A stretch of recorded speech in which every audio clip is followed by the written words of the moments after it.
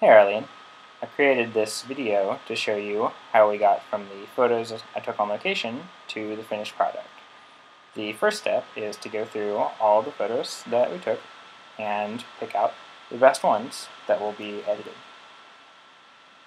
For the first set, I always start kind of close to the end because the last photos are often the ones where I've worked out all of the issues. And so you see here that I've picked 3 different photos that are a range of different exposures, and I'm going to create a combined HDR image with those. Next is the chair. This one's my favorite, so I pin it and I continue on to the next ones.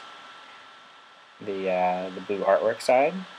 Jump to the end and look for the one that I feel is the best, and I'm going to flag that one as well for editing later. Next up are the mansion shots, and for those I've got 3 exposures once again that we're going to combine into another HDR image. That means high dynamic range, where it preserves the shadows and the highlights and blends them together so that it's not all like blown out white on one side and all like super black dark on the other side, but balance that gives you more room to work with. Now, because the sky was moving and the shadows of the tree were moving, when I took these 3 exposures, they were slightly different. So I'm searching around the image for ghosting, which means little like after effects when the images overlay improperly, but fortunately there wasn't any this time around. Now I'm just going to finish going through the rest of the images and picking out favorites for later editing of the rest of the collection. We're going to go with this one and this one. This is the finished high dynamic range desk photo. I'm going to fiddle with the exposure, try to get it to where I like it, not too bright, not too dark, want to get it just right, which is something that I always have to come back to. You settle on a place that you're happy with, or I do, and then later I'll probably come back and look at it again and be like, oh, that's too dark this time, and too light. And it's the nature of editing is that every time you look at it, there's always something you want to change. Now to bring in a little bit of the artistry, I'm going to brush in some highlights onto all of the areas where lamps and lights are shining in, and that requires a little bit of honing here and there, paint brushing techniques across various places on the frame, try to make it look a little more dynamic, make the light a little more interesting and exciting to make more of a rich viewing experience for the photo.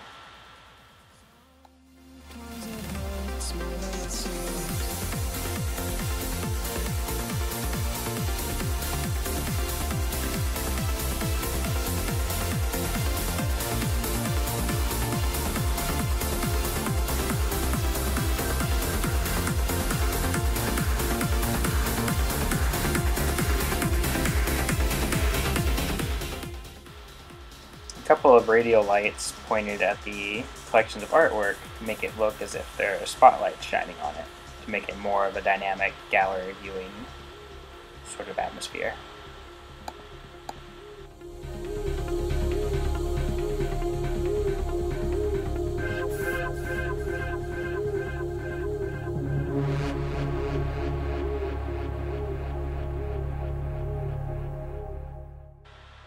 Our eyes are automatically drawn to the brightest part of the image, so the trick here is to darken parts of the image that aren't so important and to leave a lot of light and brightness in the images that we want the viewer's eye to go to.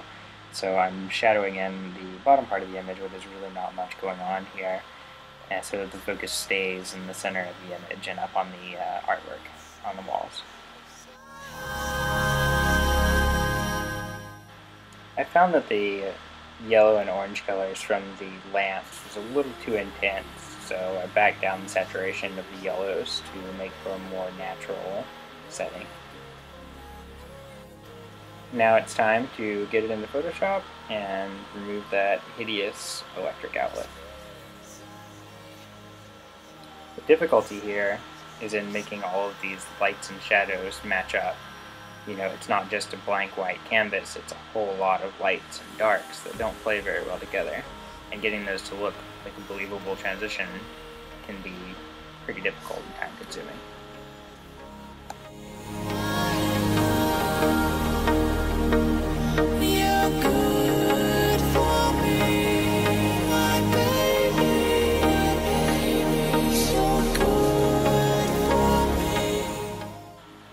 Jumping ahead a little bit, you can see the difference that I made going through and brushing and mixing and blending to get these shadows to look like a more natural transition.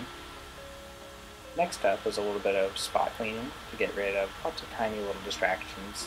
Particularly this carpet was full of pilling, which kind of got all over the floor, and so I spent a little while going through and using the brushes to remove tons and tons of tiny little dots. That way the image looks cleaner and nicer and is nothing so distracting in the finished image.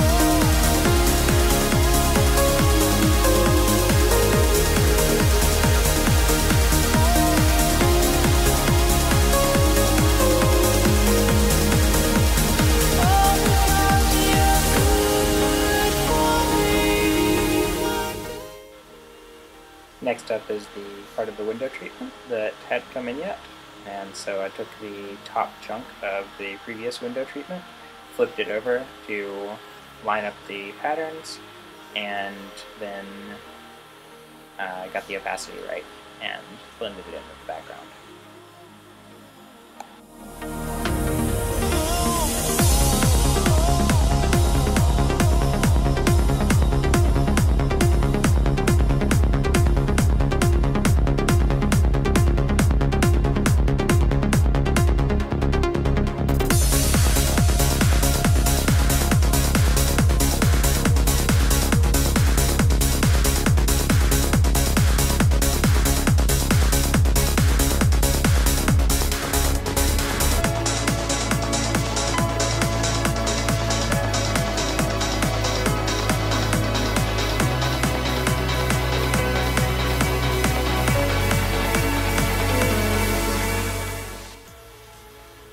I went to save the image and, oh wait, what's this? What's this? More pilling? Really? You always miss these little things when you're there shooting on location. It's hard to tell that, you know, all of these tiny bits of carpet are on the floor. There's always little dots and specks that need removing later, unfortunately.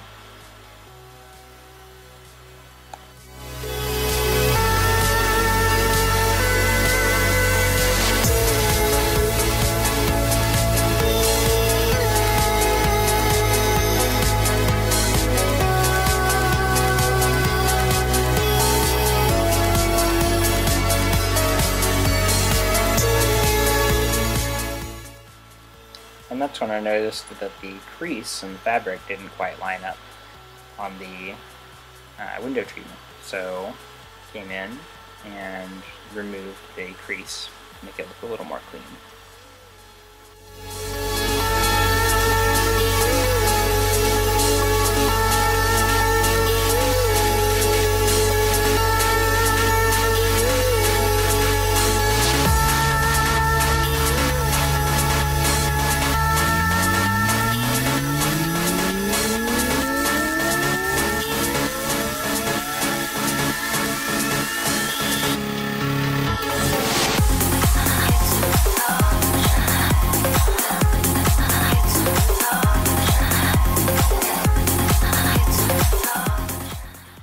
Now we bring it back into Lightroom for another round of editing to make it more dynamic and rich.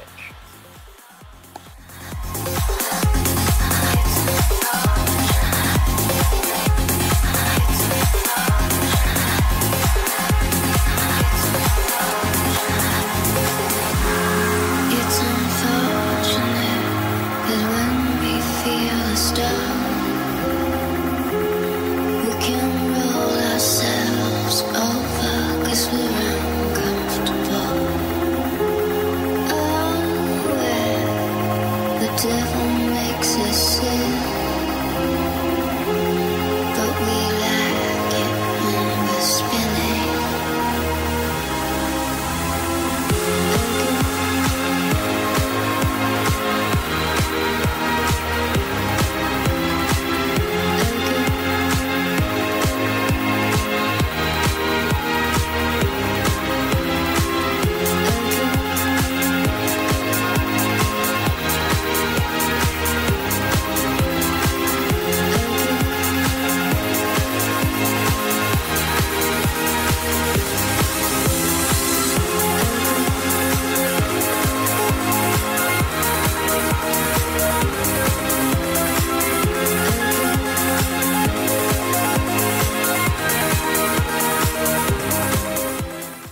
flowers need some love as well, right? I mean, we gotta brighten up the flowers.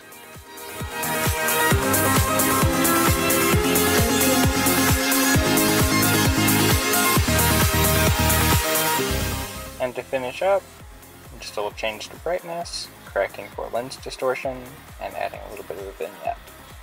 Done. So now you've got a feel for my method, and you can see it again here on the chair. We're going to go fast this time. See if you can keep up.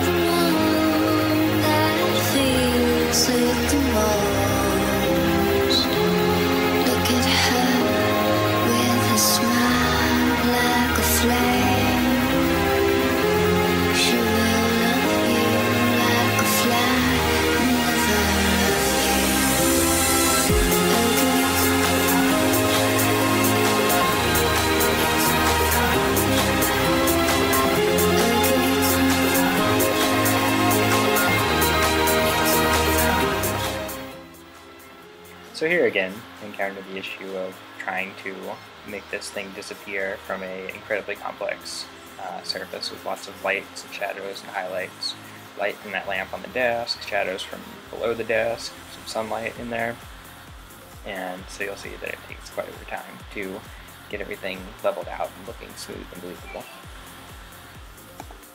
I've got it sped up, but it took almost 15 minutes to do just this one little section.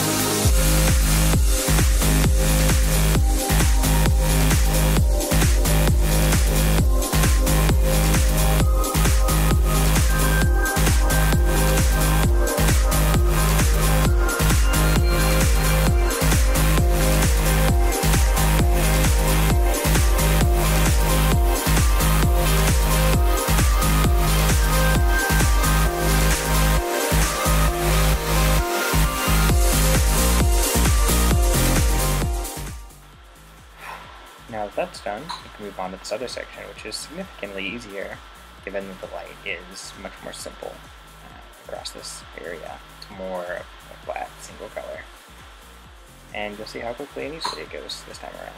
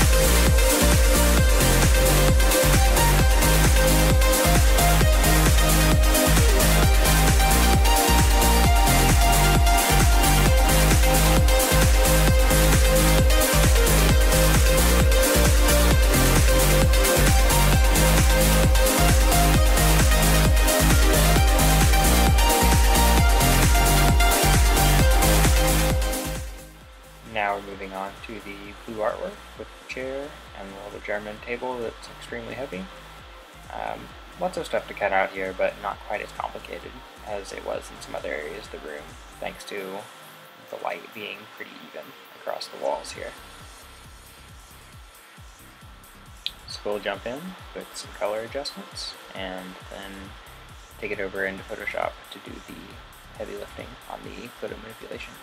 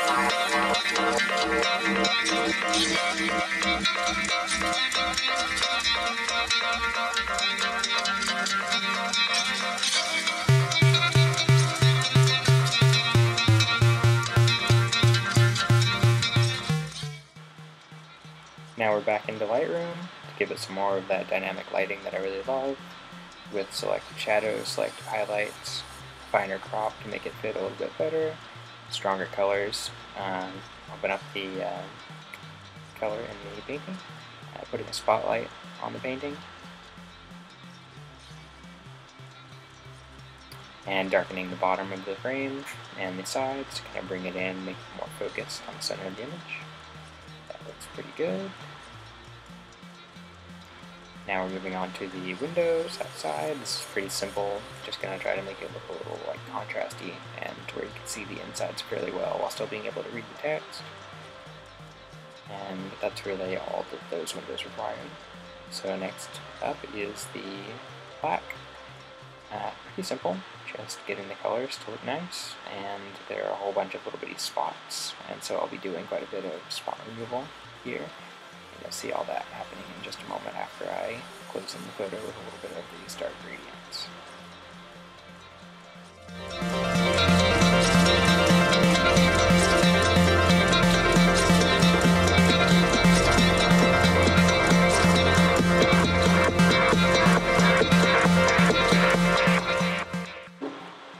Now for the mansion shot, which you love. First step is to crop it down to get it focused right in on the mansion. And once we've got the mansion selected, it's all about bringing the colors to make it look exciting. This is the HDR image that has the higher details in the shadows and highlights, so that we've got a lot of color in the sky and a lot of detail down here in the shadows. I'm getting rid of the street sign here because nobody needs to see that street sweeping sign. That's not very exciting. And the next step is to add some dynamic lighting like I do with the other photos. We get the colors right, and then I'm going to go in and brush in some shadows and highlights to make the what could be really boring grid into a more exciting viewing experience.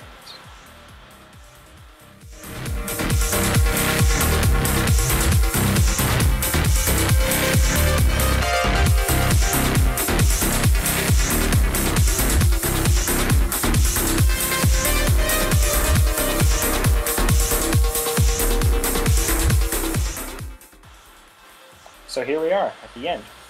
All the photos are edited and ready to go. We're going to jump through some before and afters to show you some of the effects of my dynamic lighting techniques. And so you get to see a little bit of before when it looks a little bit dull, and after when they look much more exciting. And we go through each of the photos to see what the finished product looks like now. And it was a pleasure working with you, as always, and looking forward to next time.